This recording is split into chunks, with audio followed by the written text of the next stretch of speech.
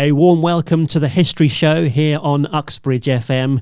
And today we are meeting a local enthusiast stroke historian who's unearthed some interesting historical evidence about a house, a secretive house in Ruislip. Now, some of you who've lived in Ruislip in the area a long time may know the house if you're familiar with the Lido.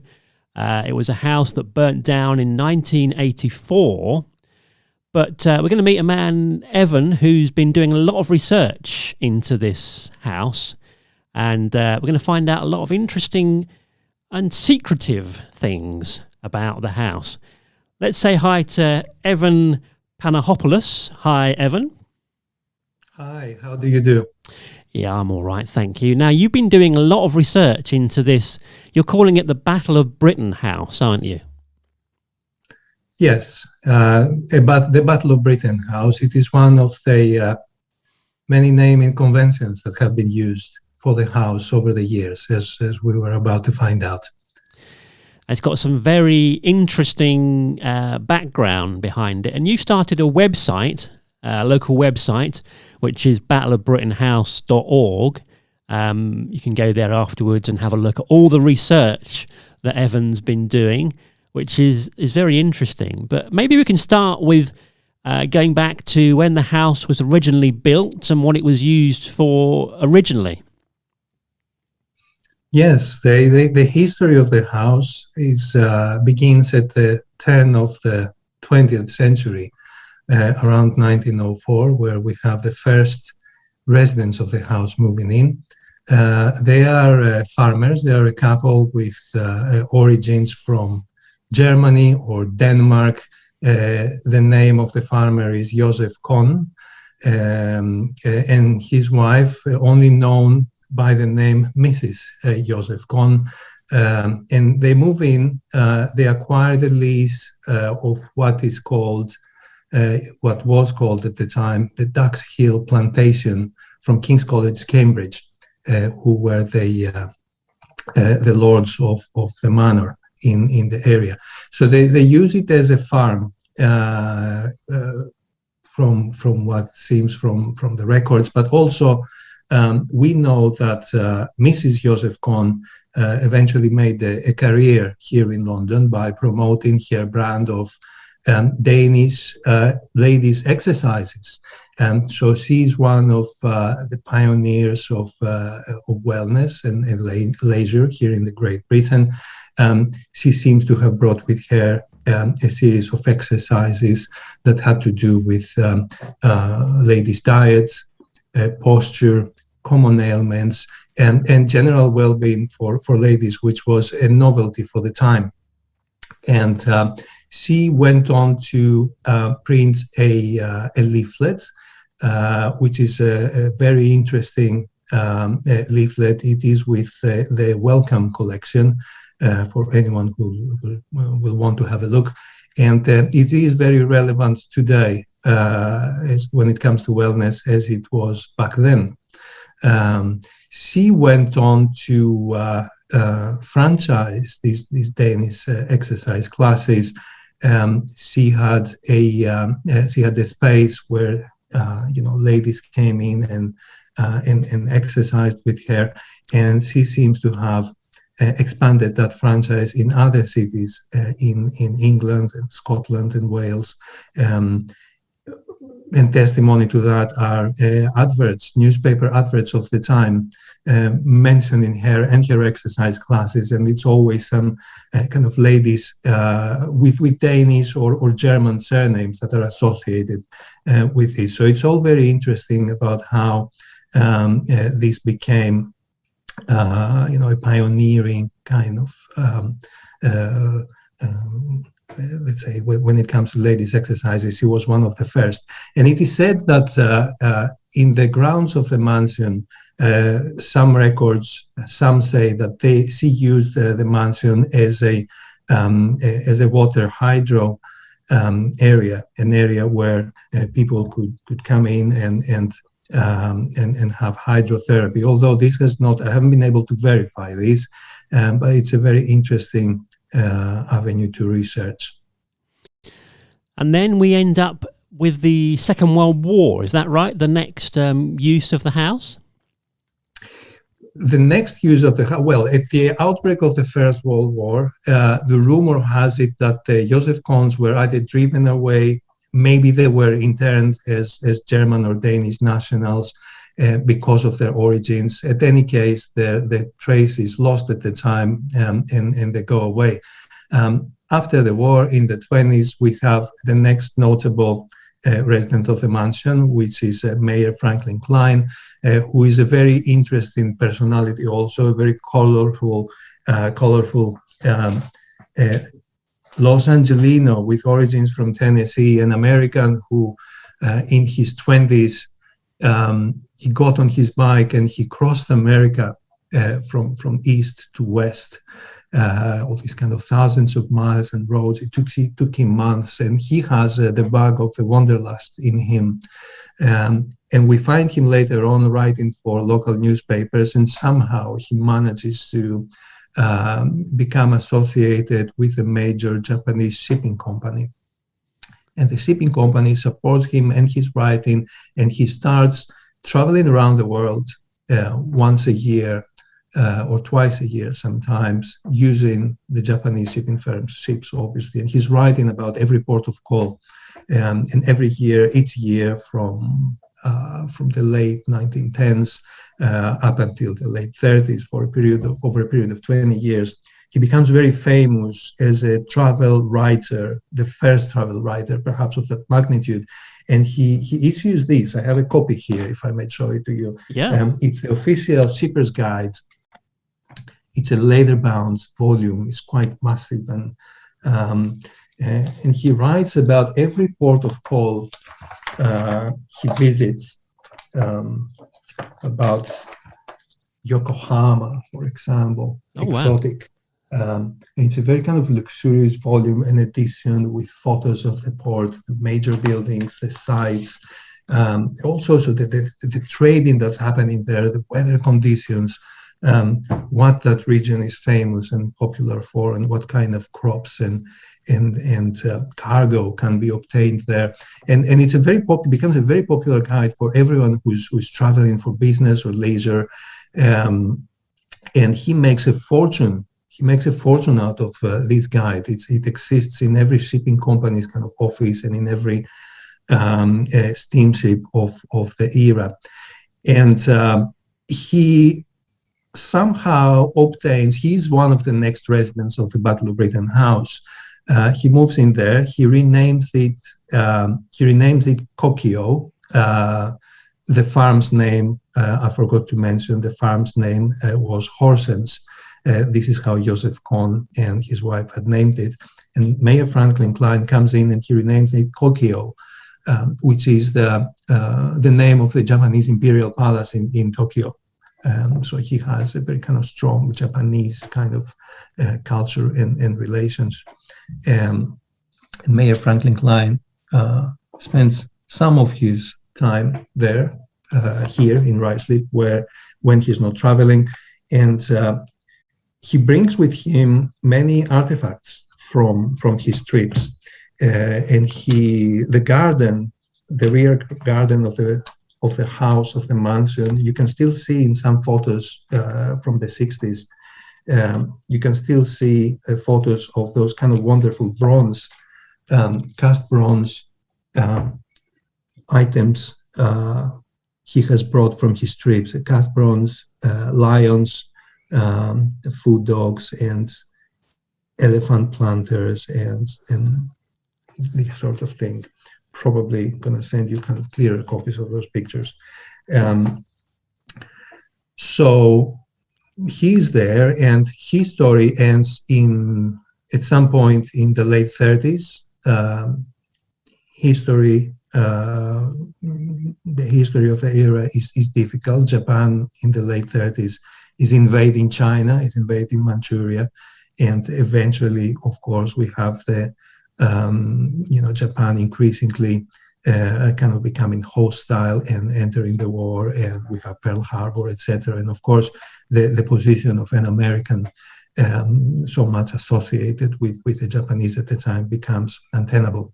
And this is exactly where his story ends, because he leaves at some point just after the outbreak of the war, and the mansion remains vacant.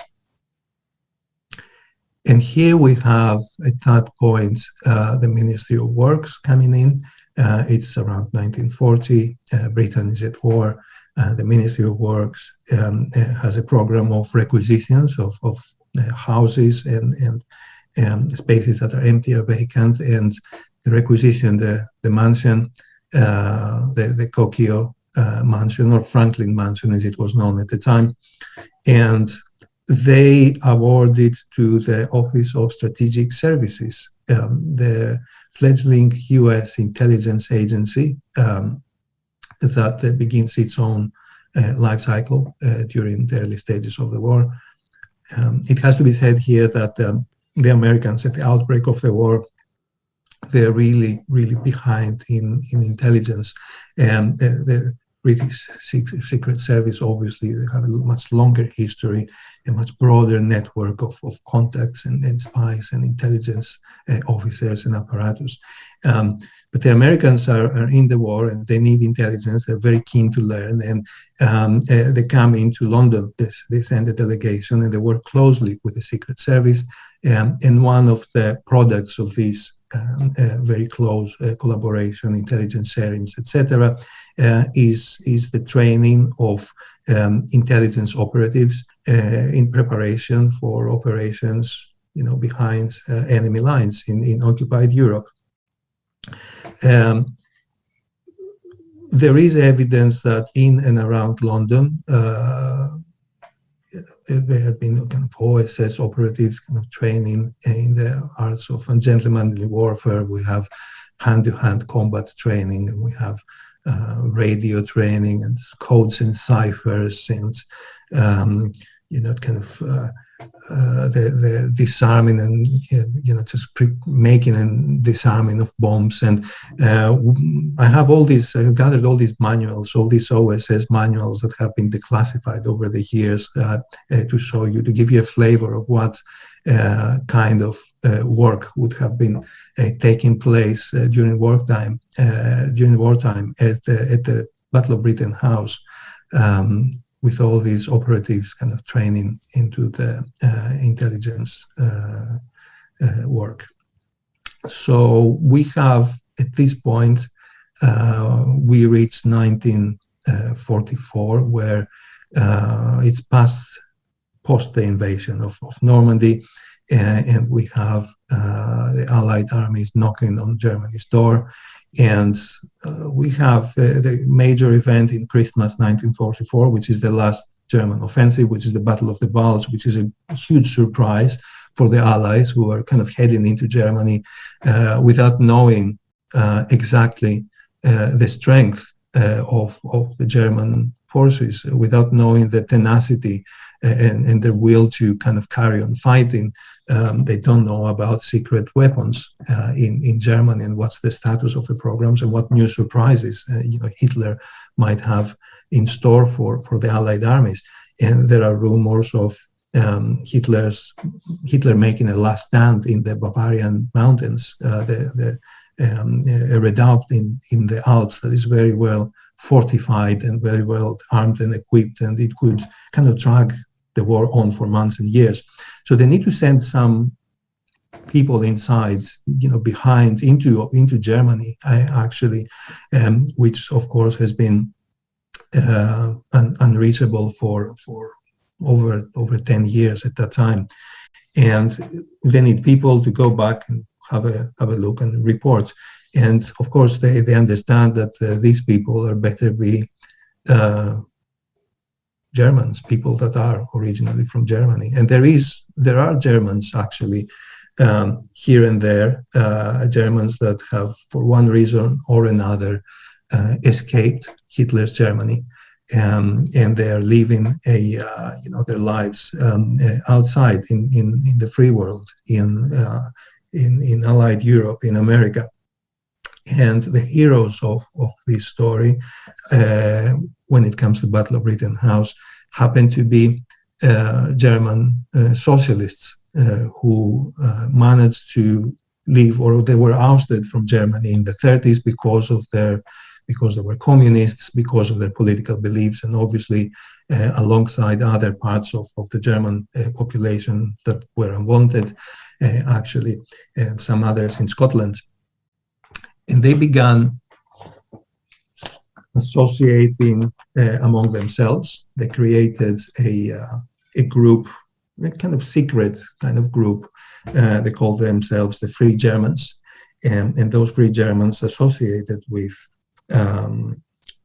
British socialists, and they also associated with, they had a direct kind of line to Moscow and the Soviet secret services,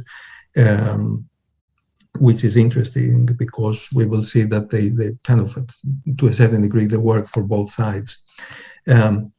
One of them, for example, Kurt Gruber, a miner, I have a pamphlet that he managed to print here. This is late 1944. It's called "I Am a German Miner," and he describes the plight of those people, how they managed to kind of leave Germany in the midst of political violence. He describes running battle in the streets between kind of the fascists and communists, and his brother was killed and he was persecuted, and he managed to kind of turn up in Scotland. And he was trained by a man sent by the OSS. His name was Lieutenant Joseph Gould, and Gould was a lawyer, a specialist in labor relations, and they sent him in to locate those free German workers, recruit them for the OSS and the British intelligence service, train them in the arts of ungentlemanly warfare, in subterfuge, and in creating and diffusing bombs, and in hand-to-hand combat, and ciphers and codes and radios. And pretty much after a few weeks training, send them on missions over Germany. Some of them went into the Ruhr Valley to report on the status of the industry there. Some others were sent to Saxony to report on the kind of secret weapons kind of programs and factories there. Some others were sent indeed into occupied Berlin in the last days of the war, and participated even in the Battle of Berlin once their reporting came back, and they managed to report on defensive positions, flag towers, the will of the German population to carry on fighting. At the same time, the Russians enter in Berlin in March and April 1945. And in these last days of the war, they come out of the dark and they pick up weapons and they join the fight, and successfully, and they help invading troops in kind of securing bridges over a canal in Berlin. So we have a lot of not only intelligence activity, but these people actually took up arms and fought in the closing stages of the war, and all of them trained here at the Battle of Britain House in Ruislip. And what is significant here, or in their story, is that none of these kind of stories of intelligence gathering and spying for the Allies and fighting alongside the Allies during the war, none of these, unfortunately, they didn't get any credit for it after the war. And why? Because they were because of what they were, their political affiliation. They were socialists, they were communists. It was an unholy alliance between Allied intelligence services and German communists before the war, and that job was done. But after the war, when the situation starts becoming colder and colder between Allies and the Soviet Union, and then we have the events of the Cold War, and these people were problematic. Many of them were assisted to go back into East Germany. This is where many of them ended up. They went into East Germany. Some of them worked for the East German government in clerical positions, etc. But also there, they were viewed with mistrust. because obviously they had worked with Allied intelligence services during the war. So they were kind of unwanted from both sides. They never got any reward. They never got any credit for what they've done. And only after 1989, after the fall of the Berlin Wall, only at that time we have their story being revealed through the memoirs of Lieutenant Joseph Gould, which is the person who recruited them, and he knew all of their stories. And it's worth mentioning that it's his son Jonathan Gould, who took his father's memoir and he kind of connected it with the classified documents, from OSS, the classified documents, which is a process that began happening from the 70s onwards gradually, and it still continues. And he's the one who connected the dots and made the story known. And this is the story I picked up, at least to the degree where it connects to the place they trained, our Battle of Britain House in Ruislip Woods. And this is, it forms, the very core, the very basis of my ongoing research on the history of the house. You can ask me now why it's called the Battle of Britain House. Well, this kind of naming convention came after the war, after the events I described. We have the RAF having an interest in this house that played such an active intelligence role during the war, and they step in and they collaborate with the borough of Hillingdon to they collaborate at that stage to create some sort of kind of youth center or community college for young people to come in, and it is sponsored by the RAF, and they mean to make this as a memorial kind of youth community center that is associated obviously with the Royal Air Force's performance during the war. And we have the house adorned with the emblems of every squadron, of every RAF squadron that participated in the Battle of Britain. And this is when we have the RAF kind of choosing that name for the mansion, which is a name that stuck, and this is the name that we know it until today. This whole process of scouring through declassified documents, that sounds really like a spy story. How does that happen? How do you get access to those kinds of documents? That's a great question. So I realized that the story is there through the available memoirs, and some other people, some other local historians have written a little bit about it. What has been a major breakthrough was the publication of Joseph Gould's memoir. This is a great starting point for this research, and then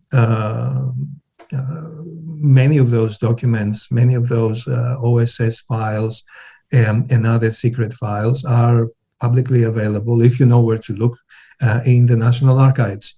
So we have the National Archives here at Kew. Then we have National Archives also in the United States.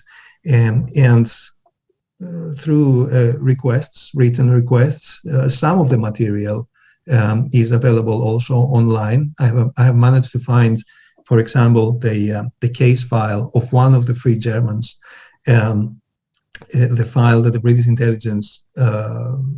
intelligence kept for him, which is a multi-page file of typewritten reports, his movements, where he went, where he lived, what he did, his photo, some speeches he made, his associations, he met with whom, etc. It's very, very interesting, and it's very laborious work as well to go through pages and pages and stacks of documents. But only through this kind of type of, research work, only through this type you get to kind of refine, to kind of, just kind of distill, let's say, the events that transpired at the Battle of Britain House. So it's partly kind of available information, part information that is still being kind of declassified, and then you have to do an information kind of request in the National Archives and other agencies. Part of it is also encouraging people, and I think this is important, encouraging locals, people with memories of the house, people associated with it, to step forward and tell their own stories. And this has also been a major source of new information about the house. We have people that have been kind of very young at the time, and one way or another were associated, for example, with the post-war history of the house. They remember the buildings, they remember people that worked there. I had a gentleman telling me that perhaps unofficially, to a certain degree, some sort of military training may have taken place even after the war at the Battle of Britain House, possibly because the facilities were still there, and it was known to the intelligence community as a safe place to train for this sort of stuff. So these are the sources, and this is how painstaking the research is, and it is ongoing. And you've added all that to your fantastic website, thebattleofbritainhouse.org, so you can go there and check it out. I gather you also do little guided tours of the site. I mean, what can we see now at the site? I know there was a fire in about 84, wasn't there, that unfortunately it burnt down. But what's left nowadays? Yes, what happened after the fire, it was an accidental fire, an unfortunate event. All records, all memories show that in 1984, on a very hot summer, August day, during renovations, perhaps a cigarette, a spark of somewhere, who knows, the walls were infused with kind of some sort of liquid they used to renovate the house, and it went up in flames, and it burned up very quickly. And I guess all it remains now is the steps at the back of the mansion. I think this is the highlight, perhaps, of what's left there. The foundations of the house are there, the steps at the back of the house, the parking lot, and some other kind of salient, the foundations of the outhouses, of the sheds, etc. If you know where to look, there is plenty to see. Of course, we have to use our imagination. Photographs of the site, which I had a substantial collection, memories, description, etc., to make it come to life. And this is what prompted me to bring it back to life through this walking tour and the voice tour that I put together, because I think it's important, and because I think it will be forgotten if I or someone else doesn't do it. And I think it's unfair to the history of the house, and it's unfair to the history of Ruislip and Hillingdon for such an important and interesting, fascinating historic site to be forgotten and be consumed in the woods. And of course, there's not a kind of much left in the sense of a grand kind of mansion to go and visit and see, but with the use of information, photos, drawings, the history and the stories of the personalities of the people that were there, and I try to piece together the history of the Battle of Britain House. And this is what I do during the tour. I encourage people's imaginations through those artifacts, through the stories and the histories I relate, and I bring it to life. And it's been an outcome of isolation. I mean, I do guided tours in London, history and architecture tours. It's something that I wasn't able to do because of a very kind of prolonged lockdowns we've all experienced. So I thought this was kind of a side kind of pet project of mine, the research into the mansion, and I thought to bring it to the foreground since I'm confined here locally. And this is how it all transpired during the lull we experienced in summer 20, where there was still the rule of six and we could get together. I thought to get small kind of local groups together and go and visit the house and talk a little bit about all this research I've done for my own pleasure, and share it and open it to the general public. as a means of becoming acquainted with the less known history of Ruislip and Hillingdon. And this is how it all came about, and this is, pretty much what's there. And are you carrying on those tours? I mean, when can people join those tours again? So I'm lucky to live very close to Ruislip Woods, literally less than a mile away. I visit quite often. So my immediate response would be to say anytime. I mean, it's not a regular. It is a regular tour. I have said it, I promised to myself that I'm going to make myself available to do this at least once a month throughout the year. I usually add more tours on summer weekends when I'm not otherwise busy in, leading tours in London or elsewhere. So it's just a matter of checking availability on the site, on my site, which I update regularly, and see a date over a weekend, a Saturday or a Sunday, that's suitable to you and your party, and you can join me in one of the regular tours that I make available there. Or otherwise, if you have a group of people, maybe you come from afar and it's only a particular date or a particular kind of day that you can visit, then you can just pop me an email or give me a call and tell me that you have this burning desire to visit the site and kind of listen and the story, the history of the Battle of Britain House, and I'm going to be very, very happy to kind of turn up on demand as well if I'm available.